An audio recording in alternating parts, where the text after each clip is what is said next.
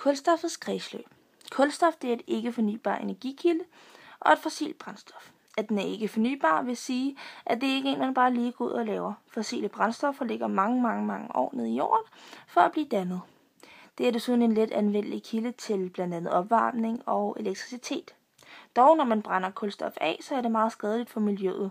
Det udleder blandt andet kvælstofoxider, som er med til at øge luftforureningen. Desuden udleder forbrændingen af kulstof også svovldioxid, som i atmosfæren vil blive til syreregn. På billedet her der kan I se en illustration af det kredsløb, som kulstoffet udgør. Ved nummer 1 kan I se her, at det er nedbøren, som rammer bjergene ned i vandet. Nedbøren den er svagt sur, og når den så rammer bjergene, så tager den kalk med ned til sig i vandet, som leder videre til nummer 2, som er organismer, som så spiser det her kalk, dør og falder til bunds og forrådner, hvilket udleder CO2 igen.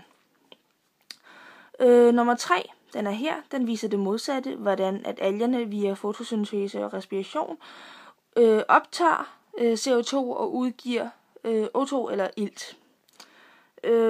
Nummer 4, den viser, hvordan plankton under de rigtige omstændigheder kan blive til kul, olie og naturgas ved at sive ned igennem alle lagene og ligge i en lille lomme her i mange år og blive til fossile brændstoffer. Nummer 5, det viser et vulkanudbrud, hvor at den alle de her gasser, den udleder, blandt andet også udleder kulstof. Nummer 6, det viser ligesom planterne, algerne, at der igen via fotosyntese og respiration udgives ilt, når de optager kulstof eller CO2. Nummer 7, den er herover, den viser, hvordan at man via forrådnelse også leder meget CO2.